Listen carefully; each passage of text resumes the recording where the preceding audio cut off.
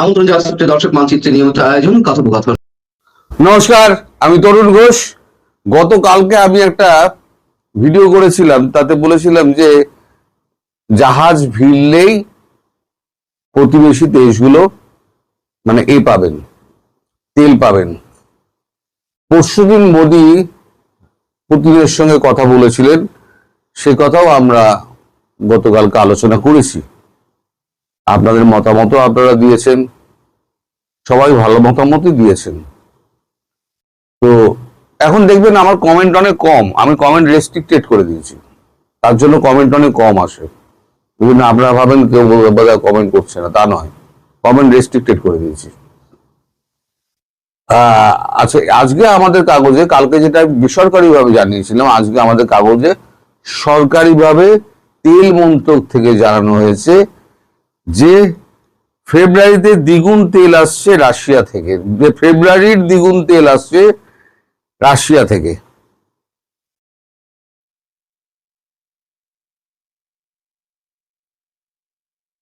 ফেব্রুয়ারির দ্বিগুণ যা এসেছিল ফেব্রুয়ারিতে, তার থেকে দ্বিগুণ আসবে। তার মানে তেলের জটটা আপাতত কাটলো, এবার গ্যাসের জটটা কাটাতে হবে। তার জন্য ভারতবর্ষ অন্য রুট দেখছে এবং আমাদের ইরানের সঙ্গে তো কথাবার্তা চলছে। এখন যেটা বলা হচ্ছে সেটা আমি আগে পরে শোনাই আপনাদের। আমি যেটা গতকালকে বলেছিলাম আপনাদের, বেসরকারিভাবে আজকে সরকারিভাবে বলা হচ্ছে, রাশিয়া থেকে তেল কেনা হচ্ছে।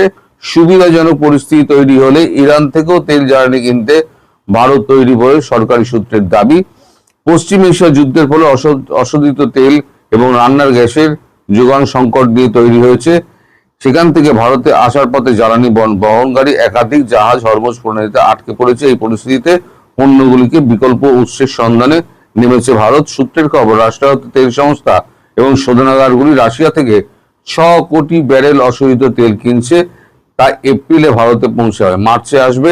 রাশিয়ার প্রায় একই পরিমাণ তেল যা ফেব্রুয়ারি থেকে কেনা হয়েছিল তার দ্বিগুণ।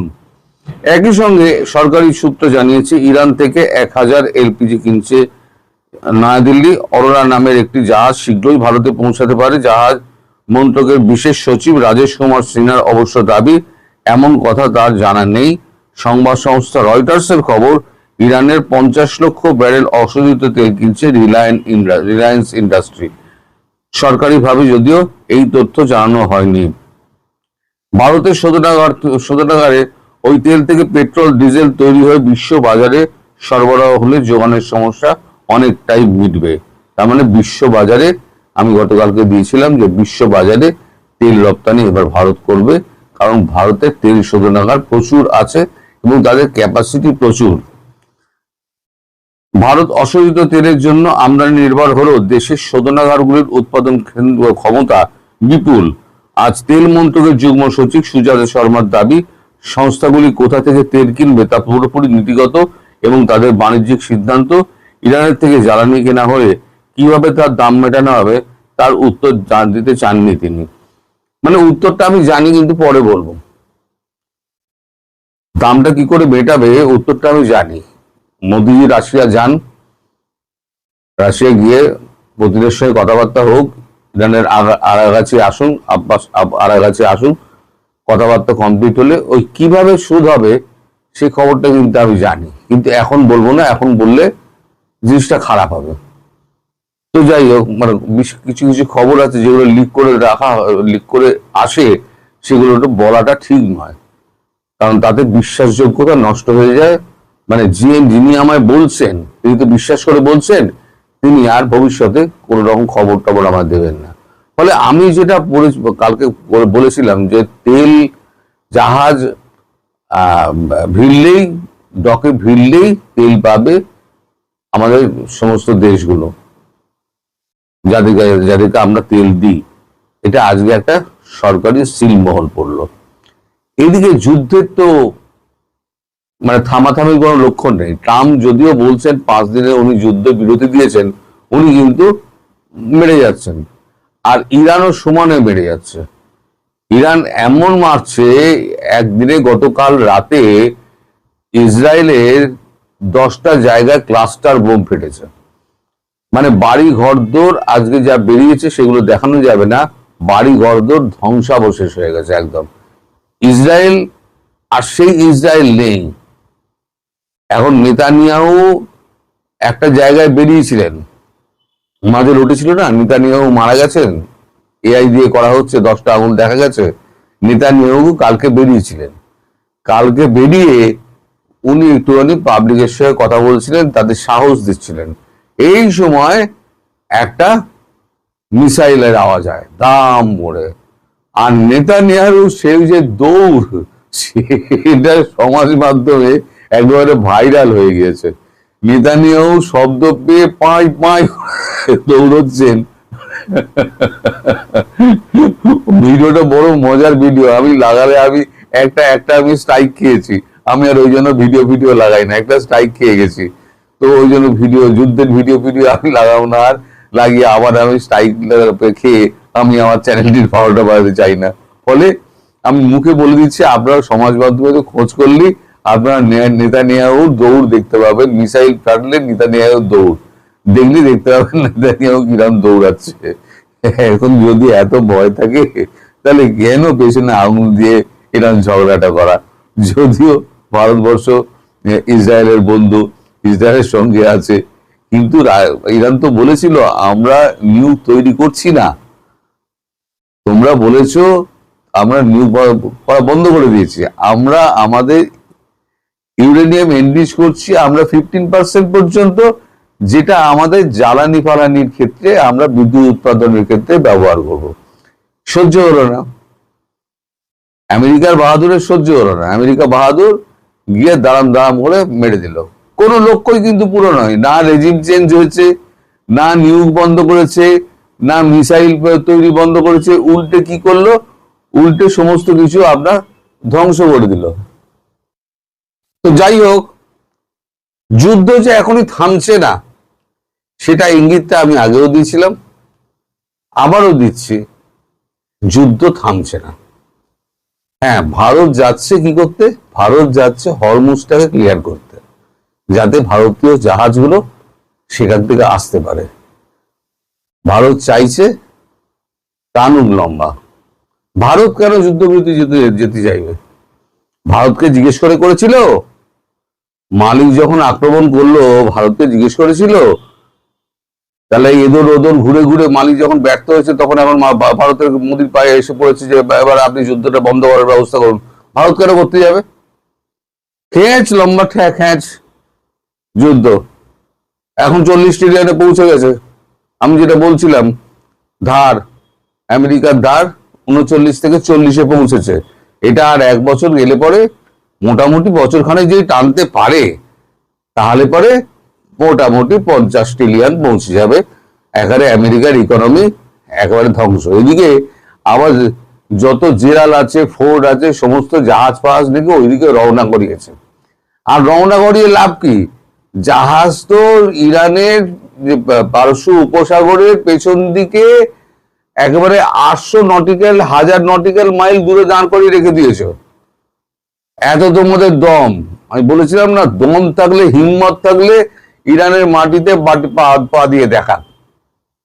যা ঠেঙ্গানি খাবে না আর যত লাশ পড়বে, ওদের দেশে কি বলে আমি জানি না, ওরা ডেড বডি বলে। আমরা যেমন বলি শহীদ, ওরা ডেড বডি বলে। যে কত যে পড়বে তার কোনো ইয়ত্তা নেই। তো যাই হোক, সেটা একটা বিক্ষোভের কারণ হতে পারে, সেটা তো ট্রাম্প ভয় পাচ্ছেন। ট্রাম্প সব দিক দিয়ে ঘেরা পড়ে গেছে আর কি। মালিক এখন ঘেরা পড়ে গেছে, মালিক এখন বেরোবার জন্য হাঁক পাক করছে, কিন্তু মালিক আরো তাড়াতাড়ি বেরোতে পারবেন না। মালিক এখানে ফেসে গেছেন। মালিক প্রতিবার যুদ্ধ বাদিয়ে মালিক কেটে পড়েন, এবার মালিক ফেসে গেছেন। কারণ মালিককে মারার জন্য ওখানে হুতি আর হিজবুল্লাহ বসে আছে, কিন্তু তারা কিন্তু একটা ড্রোন, কিন্তু খবরটা সত্যি যে টেক্সাসের একটা তেল শোধনাগারে, সব থেকে বড় তেল শোধনাগারে মেরে দিয়েছে। এবার বাকি শহরগুলোতে মারবে না তার কি গ্যারান্টি আছে?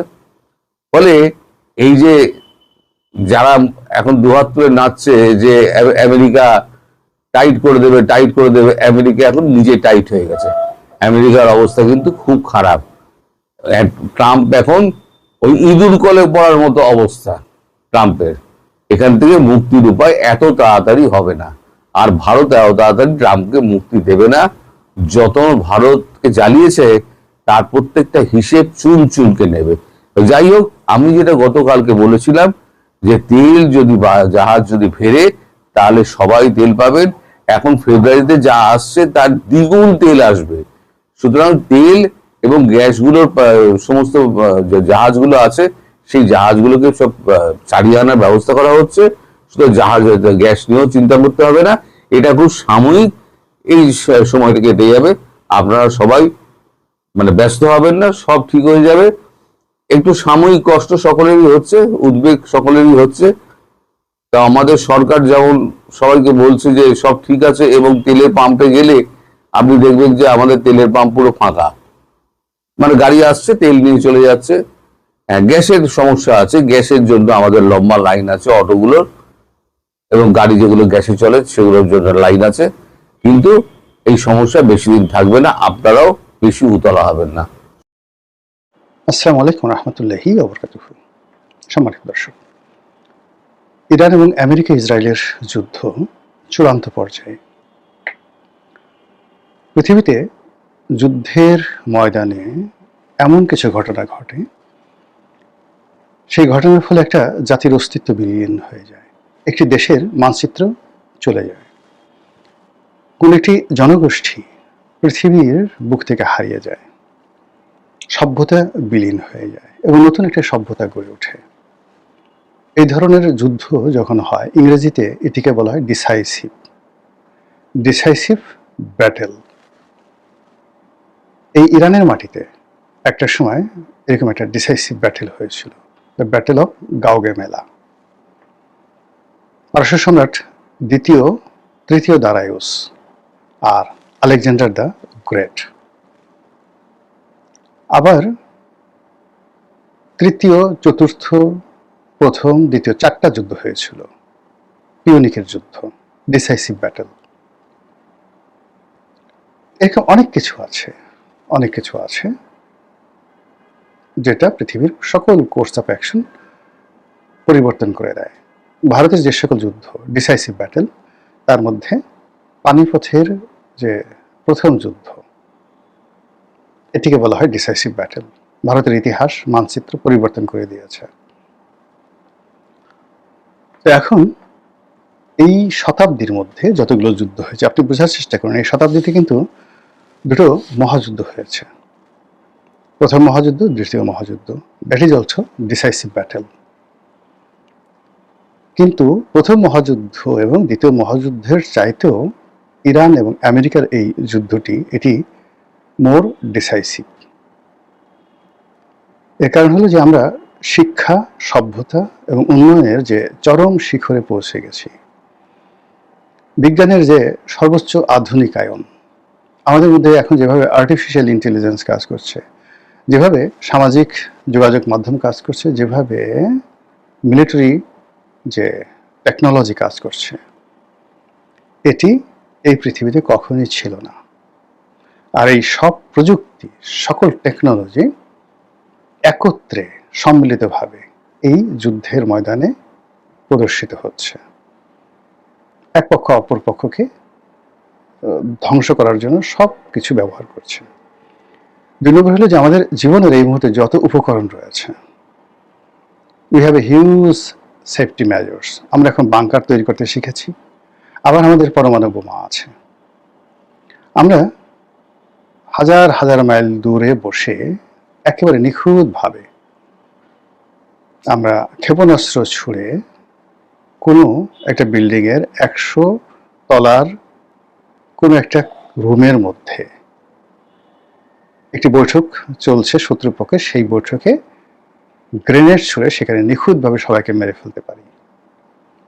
এই প্রযুক্তি পৃথিবীতে কোনো অবস্থাতে ছিল না, কখনো ছিল না, এবং ঠিক সেই প্রযুক্তির সর্বোচ্চ ব্যবহার এই যুদ্ধে হচ্ছে। দ্বিতীয়ত হলো যে এই যুদ্ধের দুটো পক্ষ, ইসরায়েল এবং আমেরিকা, তারা মনে করছে যে তারা সুপার সুপার সুপার পাওয়ার, এর চেয়ে তার বড় পাওয়ার হতে পারে না। তারপরে যেটা হলো, আর অন্যদিকে ইরান তারা গোপনে নিজেদেরকে এতটা সুসজ্জিত করেছে, এতটা প্রস্তুত করেছে যে তারা রণাঙ্গনে তাদের যুদ্ধ নৈপুণ্য প্রদর্শন না করা পর্যন্ত পৃথিবী বুঝতে পারেনি, পৃথিবীবাসী বিশ্বাসই করতে পারেনি যে ইরানের পক্ষে যুদ্ধ করা সম্ভব। আমেরিকা হাজার হাজার কিলোমিটার দূরে থেকে এখনো দম্ভ দেখাচ্ছে।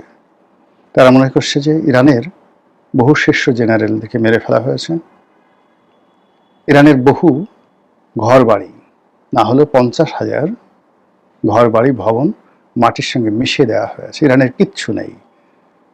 ডোনাল্ড ট্রাম্পের ভাষায় তাদের নেভি নেই, নৌবাহিনী নেই, তাদের বিমান বাহিনী নেই, তাদের বিমান নেই, তাদের সেনাবাহিনী নেই, ক্যান্টনমেন্ট নেই, সব কিছু আমরা ধ্বংস করে দিয়েছি, কাজে আমরা যুদ্ধে জয়লাভ করেছি। কিন্তু ওই ধ্বংস স্তূপের মধ্য থেকে হঠাৎ করে 4,000 কিলোমিটার যে পাল্লার ক্ষেপণাস্ত্র বের হয়ে আমেরিকার দিয়াগো গার্সিয়া যে দ্বীপ ভারত মহাসাগরে সেখানে আক্রমণ চালাচ্ছে। আমেরিকার যে বড় বড় রণতরী, যে রণতরীর কাছে কোনো ক্ষেপণাস্ত্র যেতে পারে না বলে আমেরিকা গত 70 বছর ধরে পৃথিবীকে ভয় দেখাচ্ছে যে আমাদের এই রণতরীর ধারের কাছে কোনো যুদ্ধ বিমান আসতে পারবে না, কোনো মাইন আসতে পারবে না, টর্পেডো আসতে পারবে না, কিছু আসতে পারবে না, জ্বলে পুড়ে ছারখার হয়ে যাবে। আর এই রণতরী পারমাণু যুদ্ধের সেই বিমূর্ত প্রতীক। এখানে সর্বাধুনিক শত শত প্লেন উঠানামা করতে পারে, এখান থেকে গ্রেনেড ছোড়া যায়, এখান থেকে মাইন ছোড়া যায়, এখান থেকে 8,000 সৈন্য যে কোনো স্থলভূমিতে নামিয়ে যুদ্ধ করা যায়। এখান থেকে যে সৈন্যরা তারা আকাশে যুদ্ধ বিমান দিয়ে যুদ্ধ করতে পারে এবং নৌপথে যুদ্ধ করতে পারে, ত্রিমাত্রিক। এইরকম বড় বড় যে যুদ্ধ জাহাজগুলো ইরানের এখানে উপকূলে পাঠানো হয়েছিল, ভূমধ্য সাগরে পাঠানো হয়েছিল, পার্সিয়ান গালফে পাঠানো হয়েছিল, হরমুজ প্রণালীর কাছাকাছি, একটাও ধারে কাছে ভিড়তে পারেনি। এর মধ্যে বড় বড় দুটো, জেরাল্ড ফোর্ড এবং আব্রাহাম লিঙ্কন, সবচেয়ে বড় দুটো যুদ্ধ জাহাজ ইরান আক্রমণ করে আগুন ধরিয়ে দিয়েছে। এই যুদ্ধ জাহাজ দুটো ওখান থেকে পালিয়ে এখন যে কোথায় আসছে এবং কত বছর লাগবে বা আদৌ এই যুদ্ধ জাহাজ মেরামত করা সম্ভব হবে কিনা, এটা পরবর্তী ইতিহাস। মধ্যপ্রাচ্যে প্রায় সব দেশে 3টে 4টে 5টা করে ইরানের মানে আমেরিকার সেই ঘাঁটি ছিল। তাদের সবচেয়ে বড় ঘাঁটি কাতারে, ইরাকে তাদের ঘাঁটি, কুয়েতে, দাহারানে, দাম্মানে মানে সৌদি আরবে, সব দেশে তারা ঘাঁটি তৈরি করে সেই ঘাঁটিগুলোকে তারা বলছিল যে এইগুলো আকাশ প্রতিরক্ষা দ্বারা এমনভাবে তারা নিরাপত্তা বিধান করেছে যে এখানে কেউ আক্রমণ করতে পারবে না।